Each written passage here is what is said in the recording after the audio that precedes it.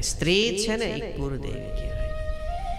પુરુષ જાતને ક્યારેય પણ પોતાની સ્ત્રીને દગો આપે ને એ પછી માં હોય, બેન હોય, કોઈ પણ હોય, એ સ્ત્રીને જે પણ કોઈ પુરુષ દુખી કરે ને એ પુરુષ ક્યારેય પણ આગળ ન હોય. સ્ત્રીને હંમેશા પ્રેમ કરવો જોઈએ. સ્ત્રીને હંમેશા લાડ કોડ અને ભાવથી રાખવી જોઈએ. પણ સ્ત્રીને સ્ત્રી થતા આવડતું જોઈએ. આવું બોલે પછી સ્ત્રીઓ માથે ચડી જાય.